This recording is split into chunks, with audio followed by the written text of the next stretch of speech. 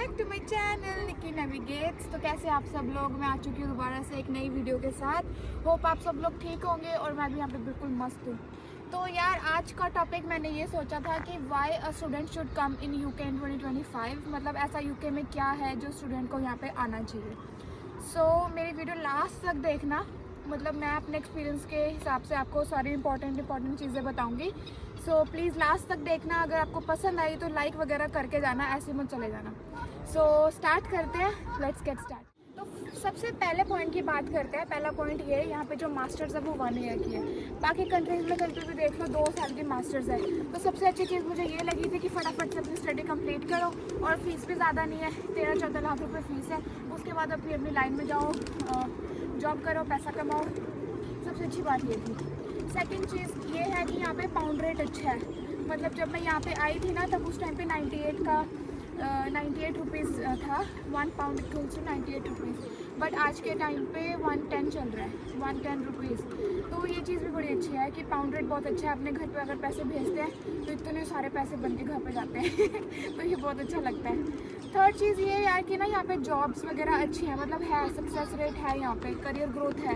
जैसे मैं medical field से हूँ तो यहाँ पे NHS में काफ़ी सारी जॉब्स और स्पॉन्सर भी मिल जाती है। मेरे काफ़ी सारे फ्रेंड्स हैं जो बहुत अच्छे वेजेस कमा रहे हैं। मतलब उन्होंने स्टार्टिंग तो चलो स्ट्रगल होती है, स्टार्टिंग बंदा करता है, स्टार्ट 10-11 पाउंड से स्टार्ट करता है। बट जैसे जैसे बंदा अपनी लाइन में एंटर करना स्टार्ट कर देता है ना, तब उसकी जो वेज रेट है वो बहुत ही ज़्यादा अच्छी हो जाती है। ठीक है, जो मेरे लिए बहुत ही ज़्यादा इम्पॉर्टेंट था कि यूके जो है ना वो इंडिया से नज़दीक है और जो इसकी फ्लाइट टिकट्स होती है वो भी सस्ती मिल जाती है। 40-45 हज़ार में आपको 1 वे टिकट मिल जाती है। तो सबसे इम्पॉर्टेंट पॉइंट मेरे लिए ये था कि मुझे कभी भी इमरजेंसी में अगर इंडिया जाना पड़े तो देखो गाइस को कुछ कितना अच्छे लग रहे हैं ये मैं ये बोल रही थी कि जैसे कभी भी आपको इमरजेंसी में इंडिया जाना पड़े तो आप जा सकते हो। आपको मतलब 10 बार सोचने की ज़रूरत नहीं है कि आप इंडिया जा पाओगे या नहीं। तो सबसे इम्पोर्टेंट चीज़ मेरे लिए ये भी थी कि मुझे इंडिया जाना पड़े तो मुझे 10 बार सोचना ना पड़े कि मैं जा पाऊँगी या नहीं जा पाऊँगी। So this is very important. और नेक्स्ट पॉइंट है यार यहाँ का ना वेदर। यहाँ का वेदर इतना ज़्यादा हार्श नहीं है, इंडिया जैसे ये मिलता जुलता ही है। मतलब इतना ज़्यादा ठंड भी नहीं है और इतनी ज़्यादा गर्मी भी नहीं है, नॉर्मल अच्छा वेदर है। बाकी मेरे को इस चीज़ से भी बहुत यार मेरे को इस चीज़ को लेके भी बहुत कंसर्न था कि मुझे इतने ज़्यादा हार्श वेदर में नहीं जाना है, क्योंकि मैं इतनी ज़्यादा ठंड बर्दाश्त नहीं कर सकती। क्योंकि यहाँ पे ना जैन में एक थोड़ा टाइम के लिए बर्फ़ पड़ी थी तो मेरा बुरा हाल हो गया था। मेरे से ठंड बर्दाश्त नहीं होती, मुझे थोड़ा कोसी वेदर ही अच्छा लगता है। ये पॉइंट भी मेरे दिमाग में था कि मुझे थोड़ी अच्छे वेदर वाली कंट्री में जाना है। तो ये पॉइंट है कि यहाँ पे वेदर अच्छा है, यहाँ पे इतनी ज़्यादा ठंड नहीं है। मतलब जो इंडिया में हम जैकेट्स यूज़ करते थे वो वाली जैकेट मैंने यहाँ पे भी यूज़ की है। तो मुझे कोई ऐसा 0 डिग्री या माइनस वाले डिग्री की जैकेट्स लेने की ज़रूरत नहीं पड़ी है। टू बी वेरी ऑनेस्ट, उन्हीं जैकेट्स में मेरा पूरी विंटर्स निकल गई है। नेक्स्ट चीज़ है कि जैसे स्टूडेंट्स होते हैं वो कंट्री चूज़ करते हैं और कंट्री जाने की तैयारी करते हैं, तो डिपॉजिट जो होता है वो बाकी कंट्रीज़ का बहुत ज़्यादा होता है। फॉर एग्जांपल कनाडा में काफ़ी ज़्यादा GIC है, जर्मनी में वहाँ पे डिपॉजिट ब्लॉक्ड अकाउंट बनवाना पड़ता है। तो यहाँ पे ऐसा कोई सीन नहीं है। यहाँ पे मतलब थोड़ा सा जो यूनिवर्सिटी का स्टार्टिंग का डिपॉजिट होता है 4-5 लाख रुपये दे के आप यूके में आ सकते हो और यूके में अपनी अर्निंग वगैरह या फिर स्टडी वगैरह स्टार्ट कर सकते हो। तो ये चीज़ अच्छी थी कि यूके में एंट्री लेना मतलब बहुत it's not a very big deal. मतलब कोई मिडिल क्लास भी यहाँ पे आ सकता है और अपनी जर्नी जो है वो स्टार्ट कर सकता है। इसके बाद जो नेक्स्ट पॉइंट था ये है कि यहाँ का जो खाना पीना, यहाँ की लाइफस्टाइल, मतलब यहाँ पे इजी है, बहुत ही ज़्यादा एक्सपेंसिव भी नहीं है जितना मैंने सोचा था कि यूके बहुत एक्सपेंसिव है। इजी है। यहाँ पे जो ग्रॉसरी है बहुत चीप प्राइसेस पे आपको मिल जाएंगी। स्टोर टू स्टोर डिपेंड करता है। जैसे अगर महंगे स्टोर पे जा रहे हो तो ऑब्वियसली यहाँ पे महंगी मिलेगी, बट यहाँ पे बहुत चीप स्टोर्स भी हैं जहाँ पे जाके आप बहुत चीप ग्रोसरी जो है वो परचेज़ कर सकते हो। हाँ, अगर आप बाहर जैसे अपना लाइफस्टाइल अगर आप अपग्रेड कर रहे हो, फॉर एग्जांपल आप क्लबिंग कर रहे हो, पार्टीज़ कर रहे हो, हर संडे हर सैटरडे बाहर खाने जा रहे हो रेस्टोरेंट्स में, तो वो तो ऑब्वियसली आपको महंगा पड़ेगा। बट अगर नॉर्मल अपनी लाइफस्टाइल चला रहे हो कि मतलब आप ग्रॉसरी शॉपिंग कर रहे हो और घर पे आके कुकिंग कर रहे हो, तो वो आपको बहुत ही ज़्यादा चीप पड़ जाएगा और आप इजीली अपना जो है वो खर्चे वर्चे मैनेज कर है उन लोगों के लिए who are very fond of parties, clubbings. ठीक है, तो यार यहाँ पे इन चीज़ों का बहुत अच्छा है। यहाँ पे जो अंग्रेज़ है वहाँ पे हर सैटरडे संडे उनके लिए मैंडेटरी है कि उनको पार्टीज़ जाना ही है, उनको क्लबिंग जाना ही है।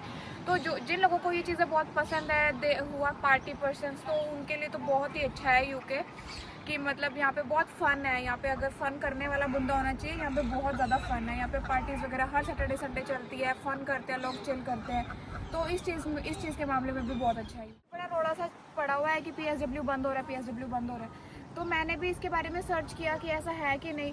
तो मतलब कोई भी गवर्नमेंट की तरफ से ऑफिशियल कोई स्टेटमेंट तो आई नहीं है कि PSW बंद हो रहा है। एवं लोगों ने रोले पाए हुए हैं। तो इन फालतू रूमर्स की तरफ मत जाना। बस एक आर्टिकल जो है वो पब्लिश हुआ था कुछ दिन पहले कि हो सकता है वो मतलब इसके लिए मॉनिटर कर रहे हैं कि PSW बंद करना चाहिए या नहीं करना चाहिए। और ये भी नहीं बोला बंद करना चाहिए, ये बोलते हैं कि PSW या तो कम होगा या ऐसा। बट ऐसा कोई ऑफिशियल गवर्नमेंट की तरफ से कोई स्टेटमेंट आई नहीं हुई है कि PSW बंद होगा।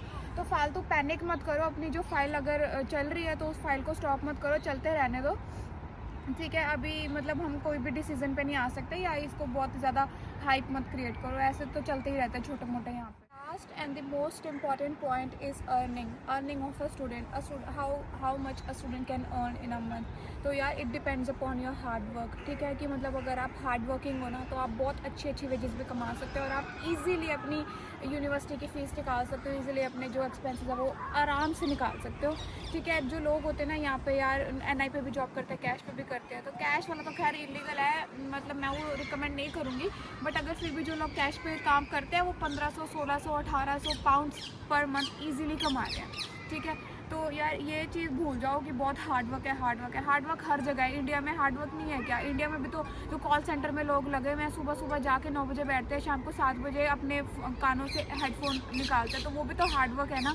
सारा दिन दिमाग ख़राब होता है और मिलते हैं कितने 10-15 हज़ार रुपये। इससे अच्छा आके यहाँ पे आके हार्ड वर्क कर लो, तुम 2 लाख रुपए महीने का कमा लोगे। तो वो डिपेंड करता है आपके ऊपर, आपकी स्टेट ऑफ माइंड के ऊपर कि आप उसको हार्ड वर्क का नाम दे रहे हो या उसको मतलब एक अपनी स्टोरी का नाम दे रहे हो कि ये आपकी जर्नी है, ठीक है। उसको वो मत हाइप मत क्रिएट करो, बहुत हार्ड वर्क है, बहुत हार्ड वर्क है, बहुत हार्ड वर्क है। अपना काम करते चले जाओ, आपको पता भी नहीं चलेगा 6 महीने कब निकल गए, 3 महीने कब निकल गए। तो इस चीज़ से मत घबराना कि स्ट्रगल है, हार्ड वर्क है। वो तो आप आ रहे हो, कुछ ना कुछ बनना है तो कुछ ना कुछ तो करना ही पड़ेगा, ठीक है। तो आज की वीडियो बस यहीं पे मैं एंड करती हूँ, ख़त्म हुई, बहुत लंबी हो जाएगी नहीं तो, ठीक है। फिर मिलते हैं हम अपनी नेक्स्ट वीडियो में। नेक्स्ट वीडियो का अभी तक मैंने टॉपिक सोचा नहीं है, मैं सोचूंगी इसके बाद। अगर आपको अच्छी लगी हो मेरी वीडियो तो please like, comment, share and subscribe and thank you so much guys. मेरे को अच्छे व्यूज़ दे रहे हो आप। मेरे को उम्मीद तो नहीं है इतनी कि मेरे को इतने ज़्यादा व्यूज़ आ रहे हैं, बट फिर भी आ रहे हैं। थैंक यू यार, थैंक यू सो मच अगर मेरे को आप लोगों को अच्छी लग रही है मेरी वीडियो। सो मिलते हैं नेक्स्ट व्लॉग में। Till then bye bye, take care.